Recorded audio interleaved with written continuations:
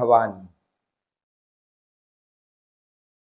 जैसा कि मैंने आप लोगों को पहले बताया था कि आज 5 तारीख से मैं माता बगलामुखी की कथा प्रारंभ करूंगा। 3 दिवसीय कथा होगी।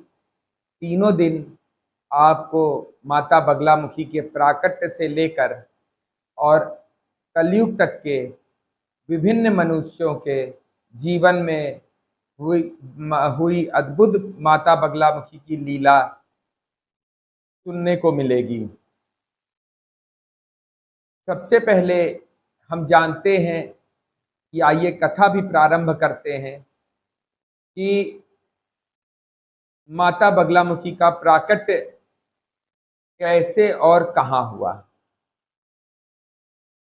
मुझे कथा कहना भी नहीं आता है, लेकिन माता बगलामुखी की प्रेरणा हुई है, वो मुझसे कराना चाह रही हैं, इसलिए मैं आपके सामने उपस्थित हुआ हूं। सतयुग में बहुत ही भयंकर तूफान आया। कहीं कहीं वर्णन मिलता है कि कोई राक्षस भी था जो कि सतयुग में त्राहिमाम कर रहा था, मतलब त्राही त्राही मचा रहा था। लोगों को परेशान करना उसने शुरू कर दिया। देवता तक उससे भयभीत होने लगे। और ऐसा भी सुनने में आता है कि घोर झंझावत आया था, बहुत ही भयंकर तूफान आया था। दोनों में ही थोड़ा एक ही चीज है कि घोर विपत्ति सतयुग में जब आई, जिस विपत्ति से देवता भी परेशान हो गए, तो ये विपत्ति या तूफान कह लीजिए लाखों सालों तक चलता रहा। सभी देवताओं ने सारे प्रयत्न कर लिए, लेकिन किसी का भी प्रयत्न सफल नहीं हो रहा था। हर तरीके की कोशिश करके उन्होंने देख लिया, कोई भी प्रयत्न उनका सफल नहीं हो रहा था। ये तूफान, ये राक्षस रूपी तूफान शांत होने का नाम ही नहीं ले रहा था।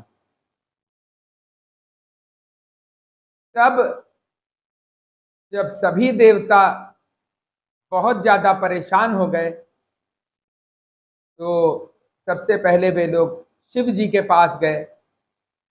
शिव जी ने बोला कि देवताओं ने शिव जी की प्रार्थना की।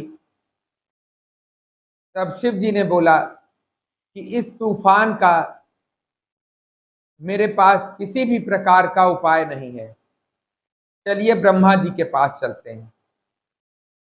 सारे देवता शिव जी को लेकर, शिव जी के गण देवता सभी लोग, इंद्रादि देव ब्रह्मा जी के पास गए। नारद जी भी परेशान, शिव जी भी परेशान, सब परेशान थे। जब ब्रह्मा जी के पास पहुंचे तो ब्रह्मा जी से सभी देवताओं ने, शिव जी ने विनती की कि हे ब्रह्मा जी, आप इस झंझावत को समाप्त कर दीजिए, क्योंकि उस समय तो ये हाल हो गया था कि पूरा ब्रह्मांड और पृथ्वी मतलब अपनी धुरी से ही हट चुके थे। पृथ्वी रसातल में जा रही थी, बहुत ही बाधाएं, दिक्कतें आ रही थी, बहुत परेशानी आ रही थी। जैसे आज हमारे जीवन में झंझावत और परेशानियां आती जाती रहती हैं। आज का मनुष्य हर तरीके की परेशानी से पीड़ित है, लेकिन वो अपनी जिद करना नहीं छोड़ता। वो सोचता है कि मैं ही सर्वशक्तिमान हूं। इसी तरह उस समय भी सभी देवता, मनुष्य, सबने अपनी शक्तियां लगा के देख लिया, लेकिन कुछ भी नहीं हो पा रहा था। लाखों साल बीत गए, कोई उपाय नहीं निकल रहा था। तब सभी लोग जब ब्रह्मा जी के पास पहुंचे तो ब्रह्मा जी ने भी कहा कि हे देवताओं, मेरे पास भी इसका कोई उपाय नहीं है, चलिए विष्णु जी के पास चलते हैं। जब विष्णु जी के पास सभी लोग पहुंचे और विष्णु जी से प्रार्थना की कि हे श्रीमन नारायण, हे विष्णु जी, ओम नमो भगवते वासुदेवाय नमः ऐसा उद्घोष करते हुए जब सभी लोग विष्णु जी के वैकुंठ में पहुंचे, विष्णु जी से आग्रह किया, क्योंकि विधि का विधान था, ये राक्षस रूपी तूफान रुकने का नाम ही नहीं ले रहा था। इतनी ज्यादा विपदा आ रही थी कि आप समझ लीजिए कि धरती ये हो गया था कि बिल्कुल रसातल में चली जाएगी। मुझे तो ऐसा लगता है कि ये वो युग रहा होगा, अगर विज्ञान की दृष्टि से देखा जाए तो भी माता बगलामुखी का कितना महात्म है कि माता बगलामुखी ने ही एक तरह से देखा जाए तो धरती की रचना की है। जैसे साइंस में कहा जाता है ना कि धरती पहले धरती पे लावा था, तूफान चलते थे। देखिए कैसे सनातन धर्म जुड़ा हुआ है। जो विज्ञान विज्ञान क्या है? विज्ञान एक कसौटी है हर चीज को नापने की या मापने की।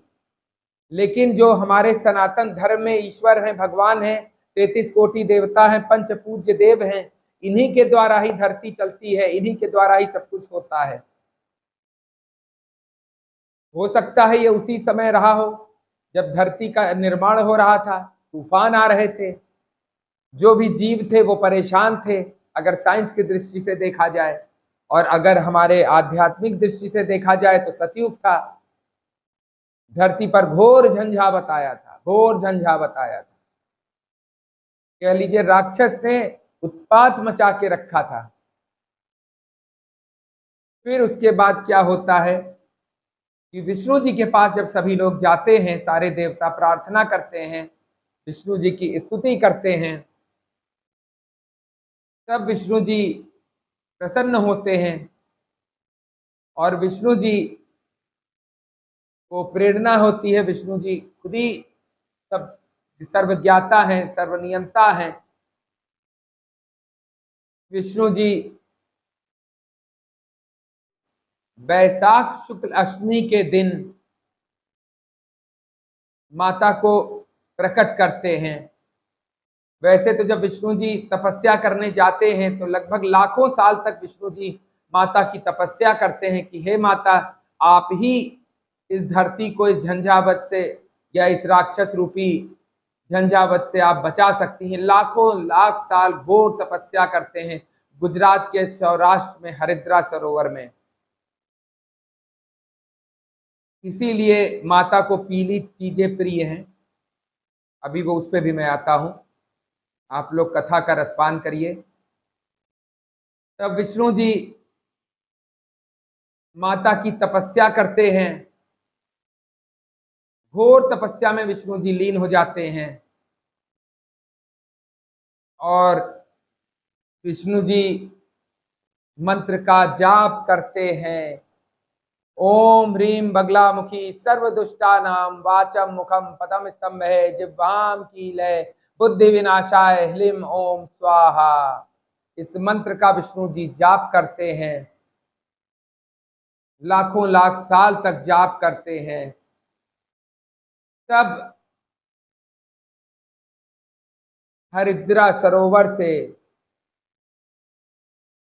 वैशाख सरोवर से वैशाख की शुक्ल अष्टमी को, शुक्ल पक्ष की अष्टमी को माता का प्राकट्य होता है। एक बार मेरे साथ बोलिए आप सभी लोग, जय मां पीताम्बरा, जय मां पीताम्बरा। जब माता का प्राकट्य होता है, ओम ह्लीम बगलामुखी सर्वदुष्टानाम वाचम मुखम पदम स्तंभे जिह्वाम कीलय बुद्धि विनाशाय ह्लीम ओम स्वाहा। ओम ह्लीम बगलामुखी सर्वदुष्टानाम वाचम मुखम पदम स्तंभे जिह्वाम कीलय बुद्धि विनाशाय ह्लीम ओम स्वाहा। माता का प्राकट्य होता है और माता पीत वर्ण में होती है। पीत वर्ण की आभा माता के चारों तरफ होती है, क्योंकि सरोवर भी पीला था, इसी के लिए उसका नाम हरिद्रा सरोवर है पड़ा। हरिद्रा सरोवर से माता प्रकट होती हैं तब सोचिए कितनी बड़ी बात है कि जिनकी तपस्या विष्णु जी ने की है, सोचिए, जो जगत का पालन पोषण करते हैं, जो हमें खाना देते हैं, इसीलिए तो जिनको धन चाहिए होता है उनको रुद्रमल के विष्णु, माफ कीजिएगा, जिनको धन चाहिए होता है उनको विष्णु यमल के अष्टोत्तर शतनाम का पाठ करना चाहिए, बहुत ही लाभकारी होता है। तब विष्णु जी ने, सोचिए, जिनकी पूजा आराधना की है, वो कितनी महान देवी है, कितनी महान देवी हैं, जिनकी स्वयं आराधना भगवान विष्णु ने की है। विष्णु ने जी ने इस जगत को चलाने के लिए, अब देखिए यहाँ पे एक बात बहुत बड़ी चीज आती है कि जगत के पालन करता कौन है? भगवान विष्णु। और जगत को बचाया किसने? माता पीताम्बरा ने। इसीलिए माता पीताम्बरा को ब्रह्मास्त्र विद्या भी कहते हैं कि माता पीताम्बरा के जो देव हैं वो विष्णु जी हैं, विष्णु जी से ही प्रकट हुई हैं। माता पीताम्बरा भी इस सृष्टि को चलाने में विष्णु जी का सहयोग करती हैं। माता पीताम्बरा के द्वारा ही ये पृथ्वी चल रही है। आज हम लोग जाने हैं, आज हमारी आंखें खुली हैं। इसीलिए मैं आपसे कहता हूं, इसीलिए मैं आपसे कहता हूं कि आप लोग उसी चीज को मानिए जो शास्त्रों में लिखा है। किसी व्यक्ति को ईश्वर तुल्य मत बनाइए। बहुत से लोग कहते हैं ना कि ये गुरु हैं, इनके रूप में मैं हनुमान जी को देखता हूं, इनके रूप में मैं देवी को देखता हूं, इनके रूप में मैं शंकर जी को देखता हूं, ये शंकर जी के रूप हैं। अरे भाई, ये कैसे विष्णु जी चाहते तो कह देते मैं ही बगलामुखी माता का रूप हूं, ऐसा तो नहीं कहा उन्होंने। उन्होंने तपस्या की, सोचिए कितनी बड़ी बात है। और अब आप अगर विष्णु जी को कह दें कि वो माता का रूप है, कैसे हो सकते हैं? ये घोर अपराध है सनातन धर्म में। हाँ, विष्णु जी के रूप रामचंद्र जी हो सकते हैं, परशुराम हो सकते हैं, जो उनके अवतारी हैं वो हो सकते हैं, शिव जी के अवतारी हनुमान जी हो सकते हैं शिव रूप। लेकिन आप कह दें कि नहीं, जो मैं मानता हूं, बाकी आप हो सकता है कि आप लोग सही हो, लेकिन जहां तक मुझे पता है, जो अनुभव मैंने किया है, अब अगर आप कह दें कि नहीं विष्णु जी के ही हम मंत्र पढ़ के और हम जो है ब्रह्मास्त्र विद्या प्राप्त कर लेंगे, तो नहीं हो सकता है ये चीज। इसीलिए मेरा कहने का मतलब है, किसी भी इंसान को आप देव स्वरूप मत मानिए। देवता देवता, हाँ, इंसान के मन के अंदर देवता है, वो अलग बात है, देवता राक्षस दोनों है हमारे अंदर। लेकिन किसी भी इंसान को आप देवतुल्य मत बनाइए। कितना भी वो आपका कल्याण कर सके, अच्छी बातें, शक्तियां होती हैं, लोग शक्ति प्राप्त करते हैं, लेकिन वो ईश्वर नहीं हो सकते हैं। ईश्वर हमारे यहाँ पंच पूज्य देव व 33 कोटि देवता ही हैं। गणेश जी, विष्णु जी, शिव जी, देवी, सूर्य भगवान, यही गणेश जी, यही देव हैं हमारे पूज्य देवता। इन्हीं से अवतार निकले हैं, उन्हीं से सारी चीजें निकली हैं। उनको आप मानिए जो हमारे वेदों पुराणों में लिखा गया है। जैसे आप देखिए, जैसे दिया हुआ है श्रीमद् भागवत पुराण में, हाथी के पूर्व जन्म में गाया हुआ व वर्णित या लिखित गजेंद्र मोक्ष स्तोत्र विष्णु श्रीमद् भागवत पुराण में दिया हुआ है। तो आप वो मानिए, आप विपत्ति में हो, गजेंद्र मोक्ष स्तोत्र का पाठ करिए। अब आप ये नहीं कह सकते हैं कि गज ने जब विष्णु जी को, जैसे आज कहते हैं नहीं वो ये तो हनुमान जी का रूप है, ऐसा नहीं, गजेंद्र ने विष्णु जी को प्रकट कर दिया तो क्या गजेंद्र विष्णु भगवान हो जाएगा? नहीं हो सकता है। ने विष्णु भगवान की स्तुति की, अपने को उस लायक बनाया कि विष्णु भगवान प्रकट हुए। तो मेरा आप लोगों से निवेदन है कि अपने को उस लायक बनाइए कि भगवान प्रकट हों। आप लोग जो ये कहते हैं ना, जिस भी गुरु ने ऐसा, जैसे आप अब देखिए, छोटी सी बात लीजिएगा, जैसे तुलसीदास जी थे, तुलसीदास जी ने मुर्दे को जब जिंदा किया था, तभी तुलसीदास जी को जो बादशाह अकबर है उन्होंने पकड़वा लिया था और उसी जेल में हनुमान चालीसा तुलसीदास ने लिखी। तो क्या तुलसीदास जी हनुमान जी हो गए? नहीं, कोई नहीं कहता कि तुलसीदास जी हनुमान जी हैं। तुलसीदास जी को हनुमान जी कोई नहीं कहता। इसी तरह से मेरी आप लोगों से विनती है कि किसी व्यक्ति को आप ईश्वर तुल्य न बनाए। क्या किसी वेद पुराण में लिखा हुआ है कि कोई व्यक्ति इस नाम का होगा और वो इनका रूप होगा? ना, विष्णु जी के रूप कल की अवतार ही आने हैं, कल युग के अंत में, तो वही विष्णु जी का रूप है। कोई, हाँ, कोई विष्णु जी की अगर भक्ति करता है, बहुत अच्छी बात है, वो अपने भक्ति के तपोबल से कोई असाध्य कार्य को कर लेता है, तो वो विष्णु जी नहीं हो जाएगा। उसने विष्णु जी की भक्ति करके किया है। अगर इस तरह हो तो गजराज भी विष्णु जी हो जाएंगे। तो मेरा ये कहने का मतलब है, अपने वेदों शास्त्रों को समझिए। ईश्वर तुल्य किसी को मत बनाइए। ईश्वर सिर्फ ईश्वर है। हम लोग कहाँ गलती करते हैं? हम लोग यहीं पे गलती करते हैं कि किसी ने कुछ चमत्कार कर दिया तो वो बस भगवान हो गया, और वो जब इसी तरह से सनातन का नुकसान हुआ है। यही मैं आपको समझाना चाहता हूं, यही के कथा में बता रहा हूं कि यदि विष्णु जी ने माता को प्रकट किया तो उनसे संबंधित शास्त्र लिखे गए, उनसे संबंधित रचनाएं हुई, तब विष्णु जी ने माता की प्रतिष्ठा की। विष्णु जी ने यह नहीं कहा कि मैं स्वयं माता हूं। ये जो एक ईश्वर की जो आप लोगों ने कर रखा है ना, ये बहुत ही गलत है। आधे से ज्यादा सनातनी परिवार मैक्सिमम इसी के कारण दुखी हैं। भगवान की मूर्ति फोटो रखे हैं और उसी में एक इंसान की भी फोटो रख दिया लाके। अपने पूजा घर में हम लोग क्या करते हैं कि भगवान की, गणेश है, लक्ष्मी है, शंकर जी है, सबकी फोटो रखी है, बहुत अच्छी बात है, सबको सम्मान। उसी में एक इंसान जिसने सिद्धि प्राप्त कर ली उसको भी लाके रख दिया। उसके बाद कहेंगे नहीं नहीं, हम, ये तो मेरे गुरुदेव हैं, ये तो। अरे भाई, आप भगवान का अपमान कर रहे हैं। आपको गुरुदेव को रखना है, आप अलग रखिए। मैंने भी साईं बाबा को रख रखा है, अलग रखा हुआ है, अलग उनको स्थान दिया हुआ है। भगवान से नीचा स्थान है गुरु का। मैं कट्टर व्यक्ति हूं। कुछ लोग कह भी सकते हैं कि आप गलत बोल रहे हैं, तो मैं गलत बोल रहा हूं। ये मेरे विचार हैं, मैंने अनुभव किया है, भगवान से प्रेम किया है।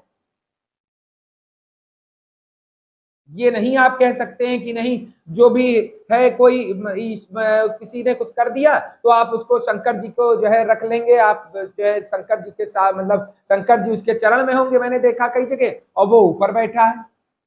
कोई, बहुत से गुरु बने हुए आजकल घूम रहे हैं, पुराने गुरु, नए गुरु। आपको गुरु को रखना है, अलग स्थान दीजिए गुरु को। ईश्वर तुल्य कोई नहीं हो सकता है, ईश्वर तुल्य कोई नहीं हो सकता है। आपकी परेशानी का कारण ही यही है। आप जो परेशान हैं, यही कारण से परेशान हैं कि आप ईश्वर तुल्य किसी इंसान को बना देते हैं। मीट मछली खाना तो एक अलग बात है, लेकिन ईश्वर तुल्य यदि किसी इंसान को बनाया है आपने, जो हमारे सनातन के वेदों शास्त्रों में वर्णित नहीं है, तो यह महापाप है और आपकी परेशानी कभी नहीं खत्म होगी। जाइए उसके पैर चापिए जाके, देखते हैं कितना ठीक करा देगा आपको। विष्णु जी ने क्या किया?